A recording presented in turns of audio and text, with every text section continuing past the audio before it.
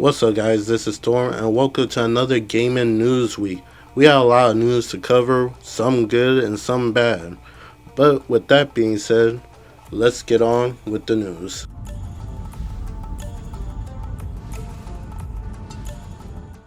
During the week, Xbox had a developer direct.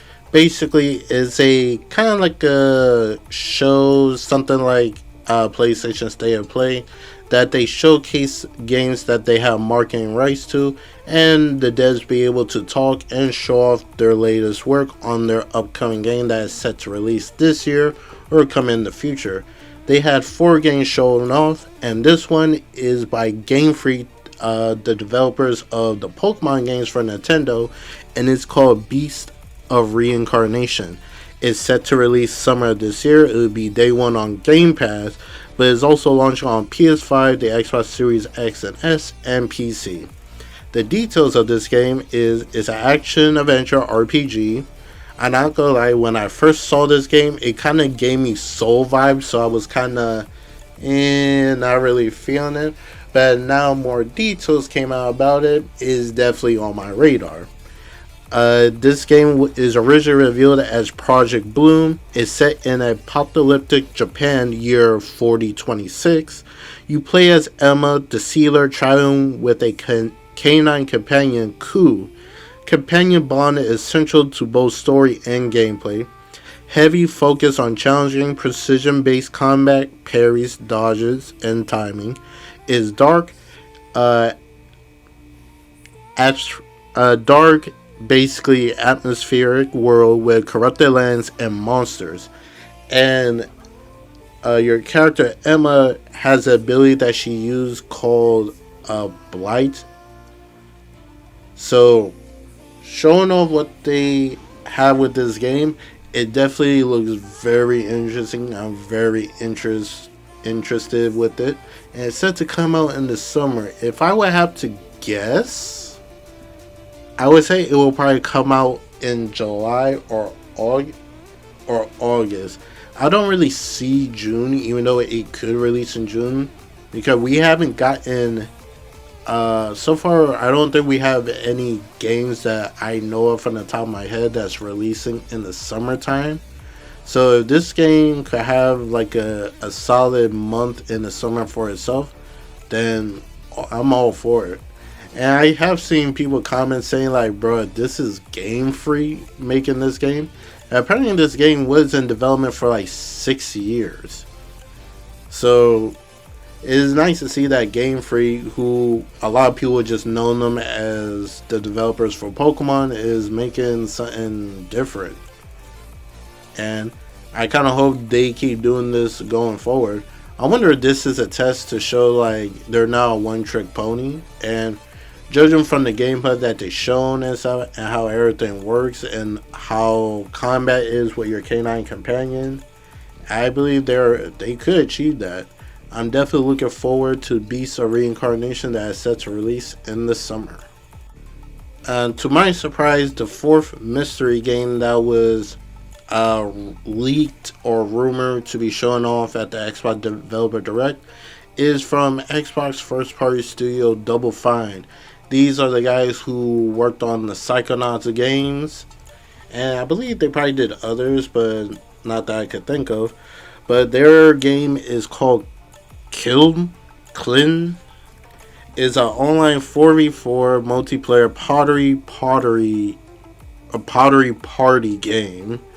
Brawler developed by Double Fine. It's set to release in spring of 2026 on Xbox, PC, and PS5, and also day one on Game Pass. Players sculpt custom physics-based clay vessels, using them to compete in quench mode, where teams battle to douse enemies' kills with water. It's definitely a very interesting type of game that they're trying to do. You sculpt, customize, battle with vessels with 24 unique shapes depending on abilities and attributes. It's physics driven, where pots chip, crack, shatter based on impact. Quench mode is the primary focus, supported by social social hub called the Wedge for practice and decoration. You for the customization, you could extensive, including glazes, handles, and stickers. And to be honest, this definitely would fit in the mold how Double Fine does their game, especially if you look at how they did Psychonauts and stuff. And it is a very interesting type of game. Like, it's set to release in the spring of this year, so that could be from February going to May and stuff, somewhere along that time. So I guess we have to wait and see how this performs. Like, I think people will definitely play this, especially if you're a fan of Double Fine work and stuff. But we'll see how this perform and stuff. I could definitely see streamers probably playing this just to show off the kind of pots that they created and stuff. It is definitely something out of the box of game development. It definitely is. It's like I could kind of put this up there with how Splatoon is, but we'll see how this turns out. This one was no surprise, and to be honest, the release date for this one got leaked a little early on thanks to an Forza 5 advertisement. But we have Playground Games with Forza Horizon 6. And they showed off some new details for the game. Like I said, the release date already got leaked. It is set to launch on May 19, which is 5 days after my birthday. But if you get the premium edition, you get 4 days early access that you can get it on the 15th. So we'll see how people go with that. I did saw something that for Game Pass users, there is like a certain version. I think you try to get the premium edition. Like, I believe Game Pass give you like a discount or something. It will be $60 or something like that. I saw some people was like, and not that bad. Some say it is definitely a price increase from especially from the previous Forza game. But I'm not a Forza player, so I have no comment on that. People use their money how they want to spend it. I'm not here to judge. But anyway, the game is set to release on the Xbox Series X and S, PC, Game Pass, and it will arrive on the PlayStation 5 at a later date. They have said like the PS5 version will release when it's ready. So it looks like they still working on the PS. It kind of feels like it was like a late thing. So they're now trying to work on the PS5 and most likely for enhancing for the PS5 Pro. So that could be the reason why the PS5 version is not releasing day and date. But it is set to arrive. The setting for this Forza 6 is set in Japan, featuring a diverse map with urban areas like Tokyo, the largest in the series, and rural mountainous landscapes. The car list is said it will launch with 550 plus real-world cars. Players can customize their own homes and garages to showcase vehicles, which is awesome. Progression returns to a sticker progression system where players start as a tourist and earn wristbands to become a legend. New activities include toad battles, downhill, uphill night races, and Horizon Time Attack for competitive driving. I could already picture the gamers who take these racing type games very serious. What I mean by that is the one who have the actual steering wheel, the pedals, all that jazz to give them like a full-fledged experience. So especially if like for example Gran Turismo 7, which is supposed to be a racing simulator, so that could be a thing. Handling improved, steering animation now 540 degrees, and new driver aids like auto drive and proximity radar. A multiplayer will feature car meets similar to Forza Horizon 3 for showcasing cars and buying or downloading community designs and tunes. Accessibility includes a new customizable high contrast mode for improved visual and accessibility. So it looks like they're really stepping up their game when it comes to Forza Horizon 6 and stuff. And them making the setting take place in Japan. I believe a lot of them have been asking for this for the longest. So it's nice to finally see that they are actually doing it. Like, for what I could tell, for what I saw, especially someone who's not really into these type of racing games, the game definitely looked immaculate. They really went in on the details of the environment, the cars and stuff. Like, I'm truly happy for the people who play these type of racing games because they're going to be in for a treat. But like I said, game releases on May 19. May 15 if you get the premium edition. That's not all. Playground Games have shown another game, and this was the last game that was shown off at the Xbox Developer Direct, and that is Fable. We finally got a better look on their upcoming game, Fable, that is set to release this year in the fall. It'll be released on Xbox Series X and S, Game Pass, PC, and for the very first time ever, it'll be launching day and date on the PS5. And honestly, it's still surprising to me because of what Xbox is doing, bringing their games to the PlayStation 5. Because honestly, with these 4 games that they show and the possible event they're most likely going to have in June and stuff, this year low-key could have been Xbox's strongest year if these games were exclusive to them. So it kind of surprising that Fable is not exclusive, but they want the games to be released on more platforms because that's their new motto and stuff. Some people may not like it, some people kind of switch up about it, some people are laughing about it, but it is what it is. But anyway, the new details on Fable is it's a new beginning. You begin the game as a child. The story within Albion. There's nothing forcing you along the path. Mix of melee, range, and magic. Fight groups of enemies. All enemies have strengths and weaknesses. There's no objective good or evil.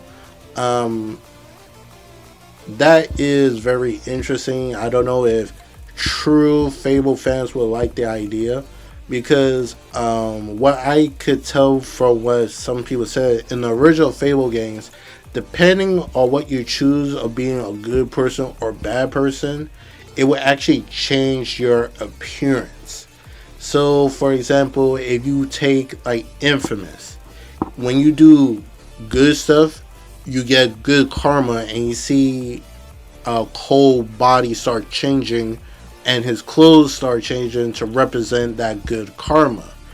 But if you went with the bad karma, you see him start looking more menacing or more sinister type of look, and his whole personality change. So that was pretty much the same thing with Fable. You look more good, and you went bad, you look more bad. By the time they removed that aspect altogether. They said unique worldview of NPCs, over 1,000 NPC, each with roles, names, personalities, and routines. NPC system is incredibly complex. You could follow everyone for a day and watch them live their life. Buy a house or every house in Avalon. buy every business in Avalon, get a job, romancing a villager, get married multiple times, have multiple kids, getting divorced along the way for good measure.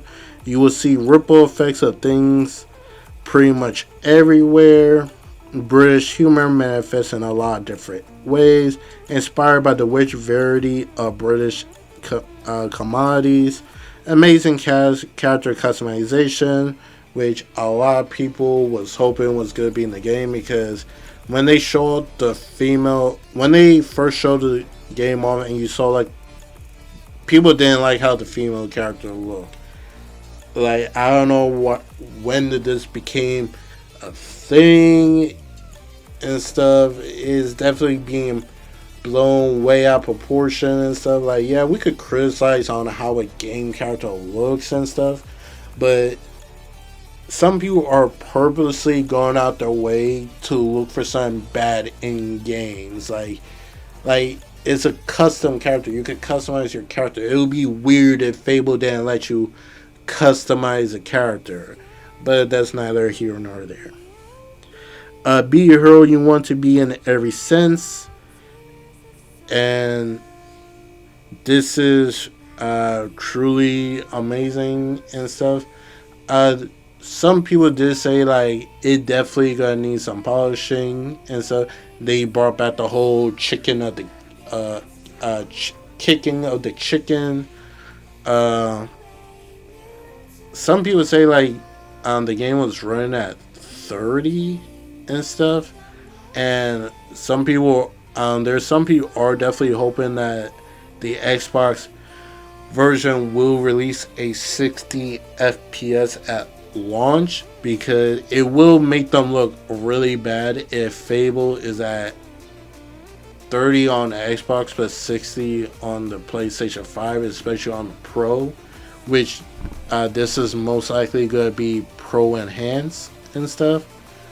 But like I said, the game ain't coming out till like the fall season, so they have plenty of time to work on this. But it does leave a very concerning thing depending when will this game launch. Because if GTA 6 stays with their November 17th release date, and this game is set to release in the fall, it's going to be in between GTA 6, the new Call of Duty, which is most likely coming out this year, and Marvel Wolverine. And Marvel Wolverine is rumored to be releasing in September or October, according to analysts. So, if Fable won't have much of a problem against Wolverine, but it definitely will have a problem with GTA 6. And that's why PlayStation is planning out their game releases around GTA 6.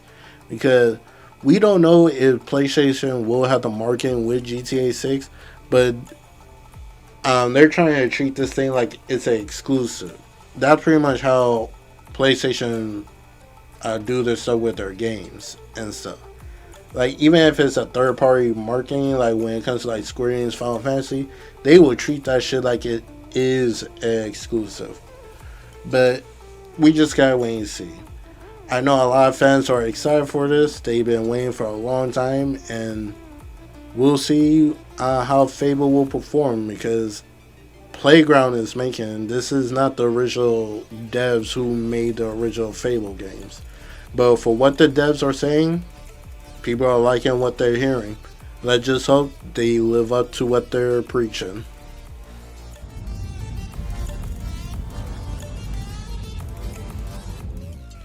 A former Bioware producer, Mark Dara, believes Anthem can be revived with a bold $10 million plan to save the failed live service game. And his plan is basically scrap the whole games as a service idea, have a dedicated NPC crewmates that will assist you in combat, and basically shape the game to be a single player game. Honestly, Anthem was a very ambiguous idea project.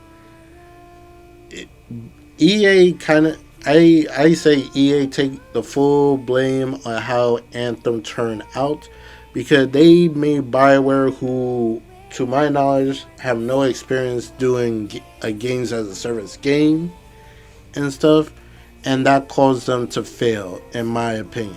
Because Anthem had all the stuff that could made it a freaking awesome game. It literally, I think Anthem would have been fine if anybody else would have made it. Like, if Anthem was given to Bungie, who have experience with gunfire, combat, and stuff, and they just, like, if Bungie would have looked at Anthem, literally look at the concept of how everything works with the whole flight mechanic, the mech suit, be able to fly around, this, that, third, and stuff, like, it would have been amazing if it wasn't games as a service. And honestly, I don't even think the whole games as a service thing was the problem. Like, you have a whole studio team that have no experience with games as a service thing, and if EA would have let them cook the game a little bit more, iron out everything to make everything perfect, the game, people would have been probably still playing the game to this day, in my honest opinion. Like, I wanted to like Anthem and stuff. Like, me and my buddy, we were flying around, fighting and stuff, getting loot. It was just fun time. The fun was just being able to fly around the map, flying above the water to help cool off your jets, so you don't have to go through a whole overheat your jet thrusters and stuff. All that stuff. It could have been an amazing game, but it got squandered and turned out the way it is. Of course, there are some people did some type of stuff to have like a private server to keep the game alive and stuff, but it's like, damn. And of course, he said, even though he came up with this $10 million idea to bring back Anthem, it, like he said, it's up in the air if EA will even consider it. Because they did have an idea, like an Anthem 2.0, to give it the for what's that, what was that game? Not the Cyberpunk, but No Man's Sky. There we go.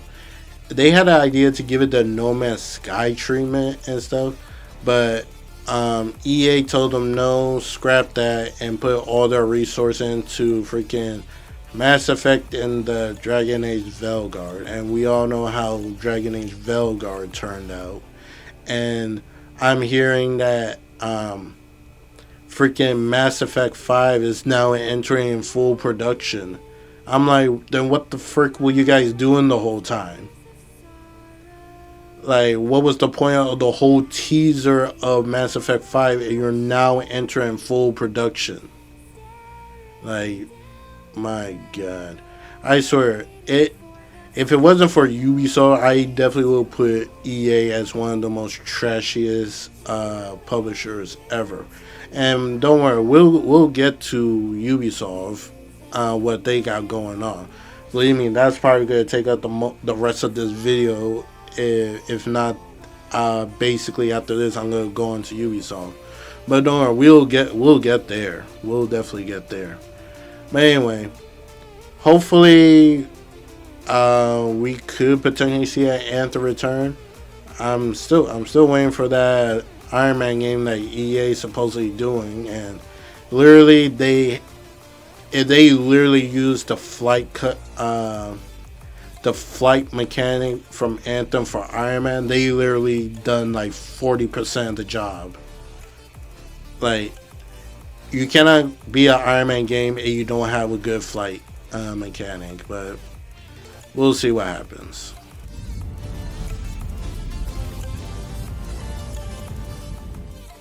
To everybody's surprise, Rockstar North office had got caught on fire and the fire spread through the office. Apparently, the report said it was the cause of a boiler exploding inside the office, but luckily it happened around way early in the morning, so there was nobody in the office, and the firefighters who came onto scene managed to handle the fire. So there was some damage to their office, but nothing crazy like the whole building needs got burned down or they had to uh, close off on the building. And a spokesperson from Rockstar said the fire did not cause any type of delay for the development of GTA 6. That was all a lot of people was worried about, was this fire would cause GTA 6 to be delayed into 2027. But a spokesperson said that is not the case. They're still on track, and uh, they cleaned up the mess of the fire, and I believe employees are now back in the office doing some work. So kudos to nobody not getting hurt by the fire, because that'd be a very terrible thing. Like, for a boiler to blown up, it probably was overworking, or there was some type of malfunction, and so I don't know if they found out like what caused the boiler to explode. More than likely, it was just like overworked and it just caused an explosion and stuff. And just luckily, nobody was not in the office at the time.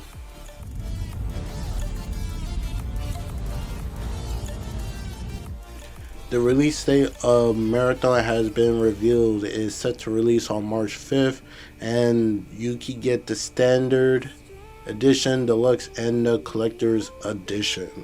If you was thinking about trying out Marathon, or you have been curious for it, it'll be releasing for $40 on the standard edition. Pre-orders. Some people have already pre-ordered the game, and I believe on Steam it was at number 5 on Steam for pre-orders.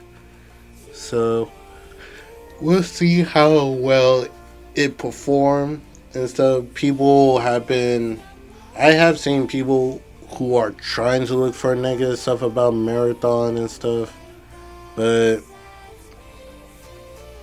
they have their own agenda what they try to do. Like, some people don't like Bungie for one thing for another. Believe me, there is stuff you could truly hate about Bungie, but I think some people are genuinely trying to find a reason not to like the game and stuff. But like, even people who try to say that Marathon copy idea of release it for $40 because of Arc Raiders, when Arc Raider prices got the idea off of Helldivers 2, so it's like, I don't know what people are doing, but it is what it is.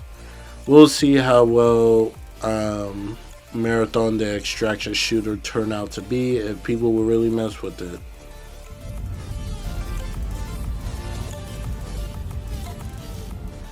We finally got the official title of Life is Strange that is set to release on March 26th.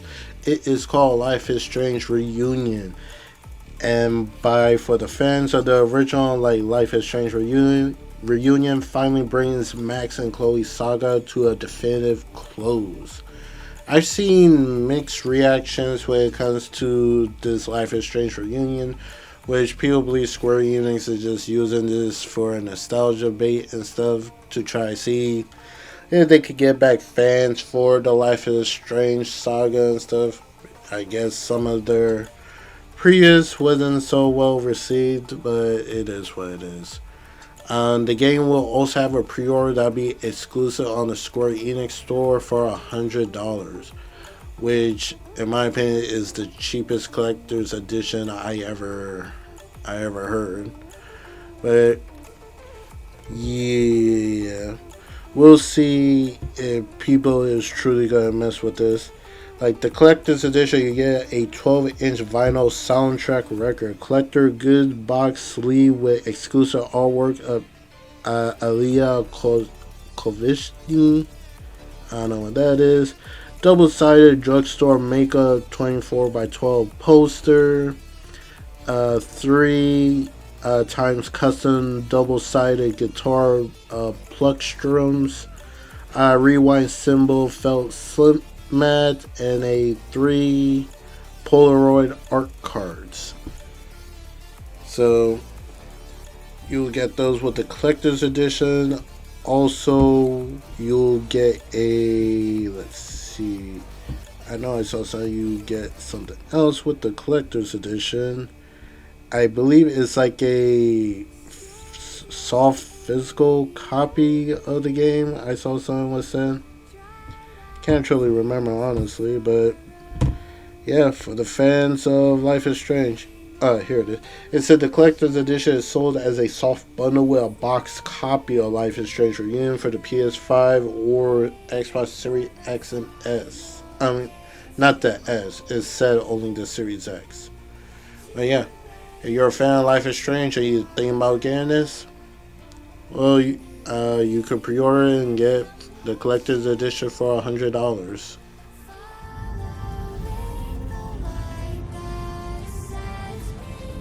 Pearl Abyss has announced Crimson Desert has officially gone gold and is ready for March 19th release date. I'm definitely looking forward to Crimson Desert. I'm really hoping it'll live up to whatever the hell it's supposed to be and stuff. Like the combat, the exploration looks truly amazing. Like freaking arcane old goblins and stuff. Riding different kind of mountains, dragons, steampunk mechs is like, bro, what is this? It's like a fantasy world of freaking Game of Thrones on crack. Like, I'm definitely gonna have fun. Well, I'm hoping I will have fun when this come out, and hopefully it will be a good experience when it comes out on March 19th. Because I don't even know what the hell the story is supposed to be for Crimson Desert or how long the game is going to be, but it's going to be a fun ride nonetheless.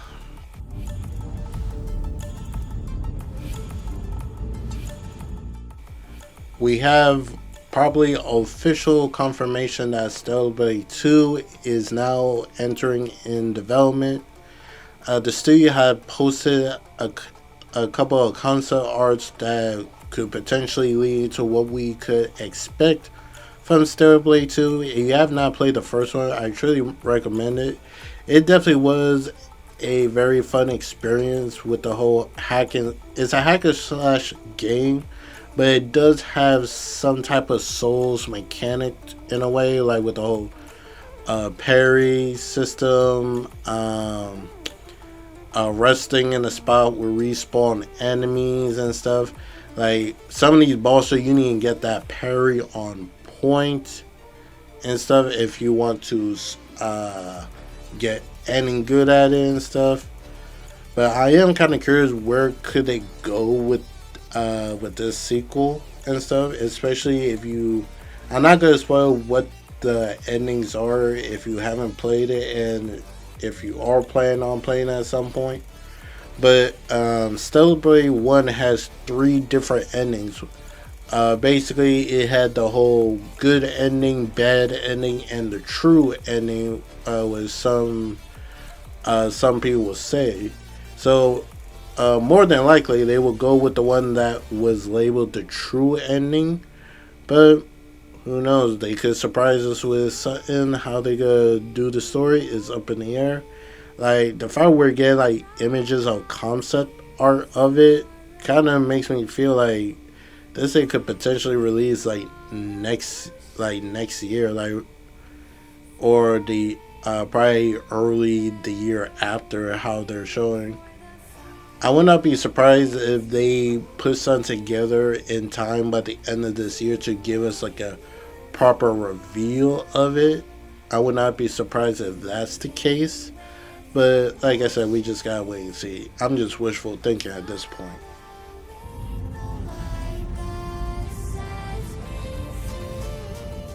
According to an analysis by Noble Securities, they estimated that The Witcher 4 total budget will be 776 million to 800 million, which is freaking outrageous for a game development. Because in comparison, The Witcher 3 costs around 81 million, which is like how the frick we went from 81 million to 800. Like, that is crazy if that will be the budget for The Witcher 4.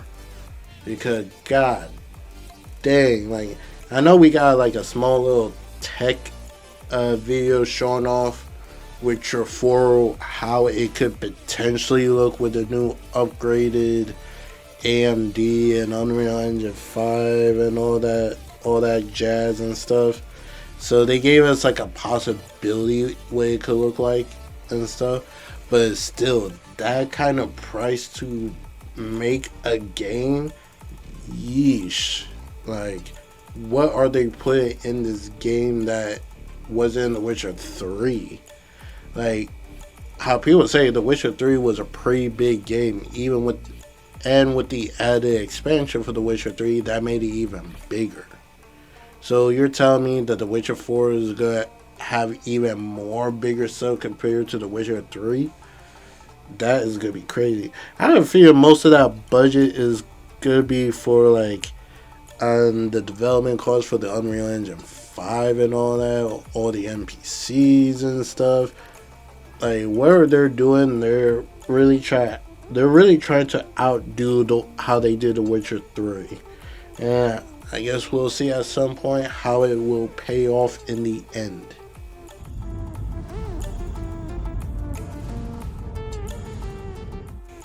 According to reports, Sony expects the PlayStation 5 lifecycle to be extended, with the PlayStation 6 likely to be delayed longer than many expected. There have been rumors or some type of speculation that the PlayStation 6 could potentially release in 2027, which a lot of people are hoping that's not the case, because they believe that the PS5 have not really hit its full power and stuff, which a lot of blame could fall to the whole COVID that happened in 2020 and the dramatic shift when Jim Ryan was the head for PlayStation, switching to games as a service games that didn't pan out really well. So because of that whole situation, some of their in-house studios have to do a reset on how they want to develop their games. So it's like Blue Point, what else they have? Blue Point, Ben Studio,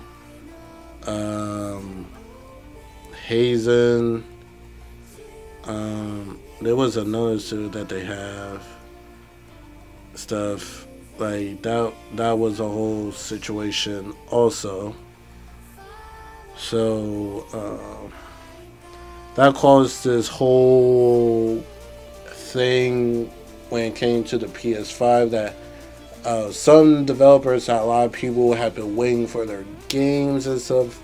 Now they have to do a reset and a whole bunch of other crap.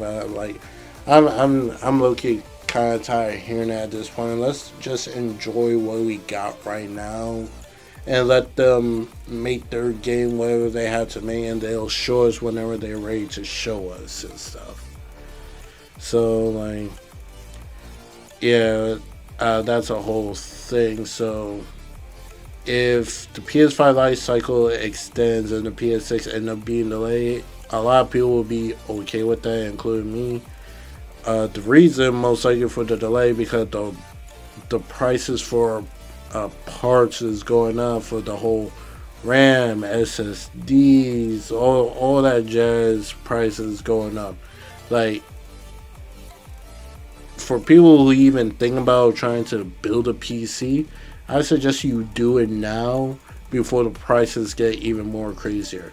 Same thing if you're looking to buy a console. If you're still on the PS4 and the Xbox One console, you might as well upgrade now. I'm sick of that excuse like, oh, I'm waiting for that one game that made me get the freaking console. Like, no, I'm sick of that crap. Like, either get it. If you don't want it, don't say you're gonna get it in the future.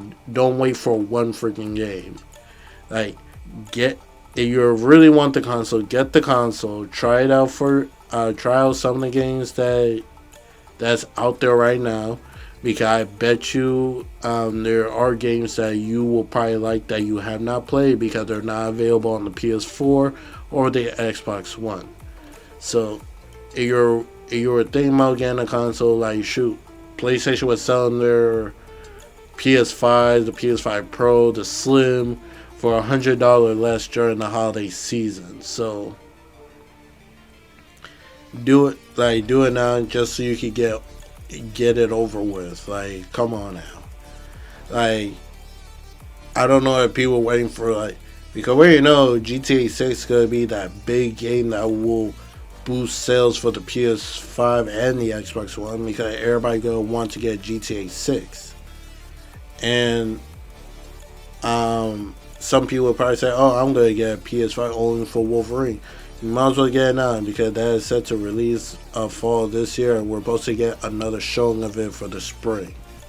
We just don't know when will that happen, but once we get out of this cold weather, we'll see what's going on. But like I said, stop being around the bush. If you want the console, go out and get it and stuff. That's all I have to say.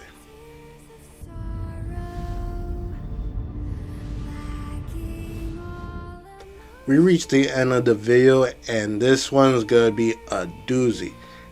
And a lot of y'all probably been waiting for this, but this evolved with freaking Ubisoft. I don't know what the fuck is going on over there. I'm not censoring myself when it comes to my cursing. This needs to be said. Like, what the fuck is going on at Ubisoft? The news comes from Jeff Keighley because he was the first one I saw it from.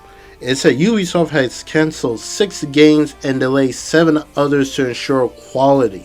The company announced additional layoffs on February 12th. Like, what the hell is going on over there? Like, honestly, what is going on? Cancel 6 games and delay 7 others? Some of these games we don't even know. But one of the games we definitely knew that was supposedly was going to come out early this year, and that is the Prince of Persia: The Sands of Time remake.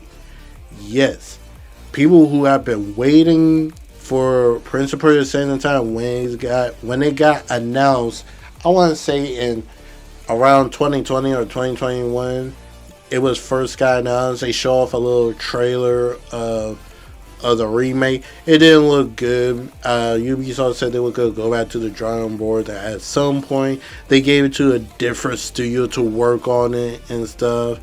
And we haven't heard nothing since. But then we got confirmation that rumors at least that it was going to release in early 2026 around the springtime and stuff. And we've been slowly getting fans were slowly getting drop feed of news of it. That next thing you know, wham, this shit is canceled. You're never getting it. A lot of people are hella pissed because how hard is it to port back a game that you guys created in the early years of the, I believe Sands of Time came out on the PS2 or PS3. One of those two. And they couldn't get this shit right. And a statement actually came out for the Prince of Persia. This was the statement has to say. To the Prince of Persia community, we want to share this with you directly. We made the difficult decision to stop development on the Prince of Persia: The Sands of Time remake. We know this is deeply disappointing. The game carries enormous meaning to fans and for the team who worked on it. While the project had real potential, we weren't able to reach the level of quality you deserve. In continuing, we would have required more time and investment than we could responsibly commit. And we didn't want to release something that fell short of what the Sands of Time represents. Prince of Persia as a universe and legacy continues to matter deeply to it, and this decision does not mean we are stepping away from the franchise. Thank you for your passion, patience, love for Prince of Persia, the Prince of Persia team. That's crazy. They're saying we're not stepping away from the franchise. Bro, this franchise had been dormant since the PS3 era. You guys shifted your whole focus to the Assassin's Creed franchise. You guys abandoned the Prince of Persia. Shoot, the freaking Assassin's Creed is freaking Prince of Persia at this point. And you saying you're not abandoning the franchise? That is crazy work. And supposedly the Assassin's Creed Black Flag remake, I believe, was called Resynced or some crap like that. Supposedly that got delayed to 2027 now, and it is bonkers. Like, and it's crazy. As the time of this recording, I am hearing news that the whole Watch Dogs series, yeah, that's forever being put on ice. That is not coming back anytime soon. So it's like, what is Ubisoft doing over there? Like, they've been working on the Prince of Persia Sands of Time remake for a while now, and they would need more time for the polish. So like, how much work did they do? Of course, when this news came out, we started to get like a little bit more info, like concept art of characters and stuff starting to come out. Apparently, before the news, it was that it got canceled. Prince of Persia was entering the bug fixing and optimization phase of the development, which means it looked like they was done developing the game. They would just go through the process of bug fixing and optimization to make sure the game is properly optimized for the consoles and PC. But Ubisoft decided to pull the plug on them. So, like, I would be so mad if I was a developer. I went through all this trouble, all this work to build, to bring back a beloved franchise that still holds hard to some people by the looks of it. Like, people is at the point like, bro, just give us the game. We don't care how it runs. Like, we don't care how it looks, how it runs. We just want this freaking game. I've been seeing people talking like that. They just want the game at this point. They don't care if this shit is running at 30 frames and running as butt cheeks. They want this game. They've been screaming for a Prince of Persia game. And I believe, arguably, Sands of Time is the popular of the franchise. I could be wrong. At least how I see people speak highly of Sands of Time remake. That's like the number one favorite in the franchise. But I digress. I don't know. I'm just going on what people say. And I could only imagine the anguish of the devs who have to announce this being canceled. Because I saw some people say they didn't find out that the games were canceled until this news broke out. So it is crazy beyond me, honestly.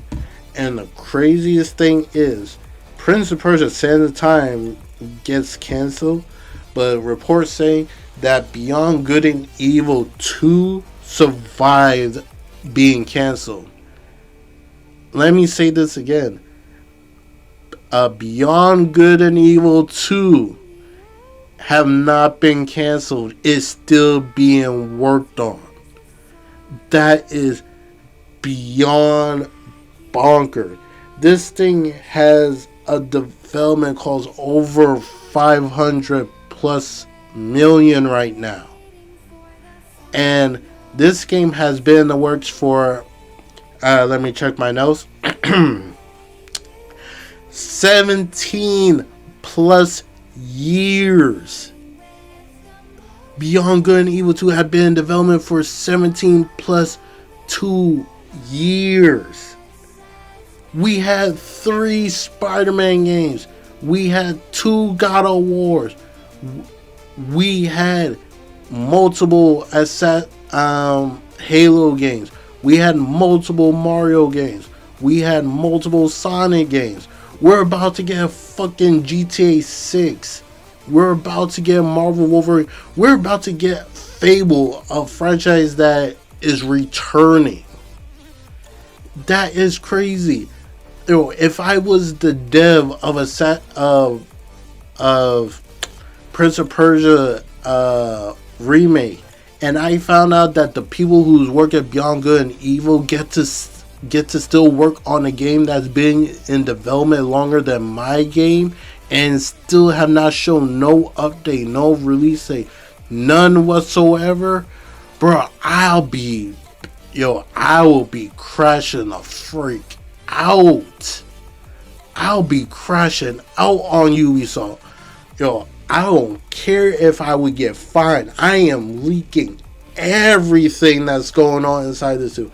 I'll be pissed. I don't care if I'll get blacklisted from the gaming community. I don't care if I would not be able to get a job in the gaming community, in the gaming business. I'll be hella pissed if that was the case. And we also got Tom Henderson says that Ubisoft new model, as they're doing their whole reconstruction, will focus on open world adventures and games as a service native experience. Bro, what is going on? Does this mean supposedly the Splinter Cell that they supposedly is working on is dead, or is that delayed or something? We don't know. And it's kind of funny. I found out that they were making a Watch Dogs movie that literally finished. They finished shooting the movie since 2024, and the movie still have yet to come out. Which is like, what? Now we're delaying Now you're delaying your movies with no release date, Ubisoft. What is going on here? What is this publisher anymore? Like, I don't know what the hell is going on with y'all. Like, I don't know how hard is it. And and not too long ago, I would literally shit on EA. How they done Anthem.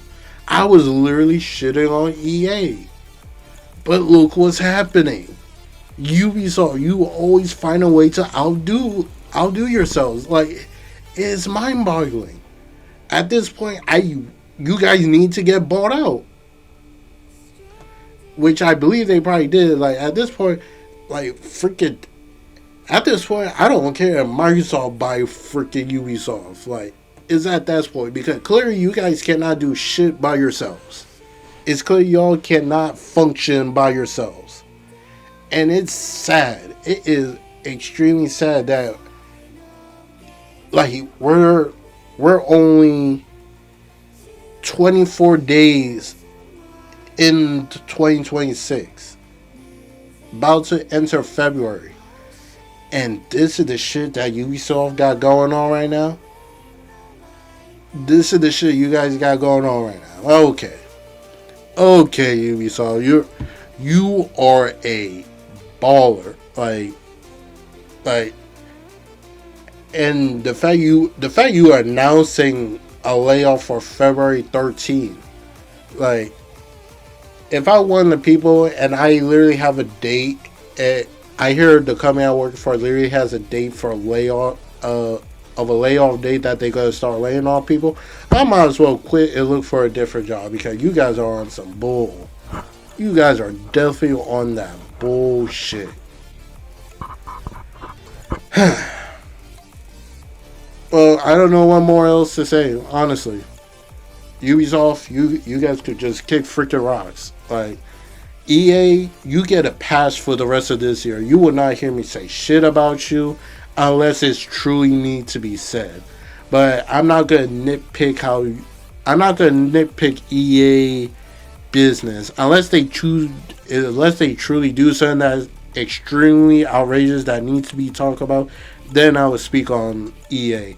Other than that, you get a freaking pass. Every other publisher stuff, you guys get a freaking pass. Ubisoft, you are forever on the 2026 chopping block, and you will get shit on every single month. Unless you guys could turn this around, which I highly doubt. Unless you guys turn around, you guys will forever be shit on. Like, you guys are a freaking joke right now. Well, that's the end of it. What do you guys think? Are you guys pissed at Ubisoft how they canceled the Prince of Persia game that was by the time it closed again release? What are your guys' complaints about Ubisoft? Are you guys excited for the games that was shown on at the developer direct? I'm definitely looking at the games that was shown on. I low-key am feeling more for Beast of Reincarnation. I have a buddy who's a fan of Fable, so I'll talk to him about it so he could give me a more insight into the Fable franchise, since this will be the first time I'll be stepping into Fable. And do you really care if the PlayStation 6 is delayed further down the line past 2027? Let me know in the comments below. I hope you enjoy the rest of the week. Please stay warm. Right now I'm being hit with a snowstorm, so we'll see what happens. I hope you guys enjoy the rest of your week, and I'll catch you guys in the next video. This is Storm. Peace out.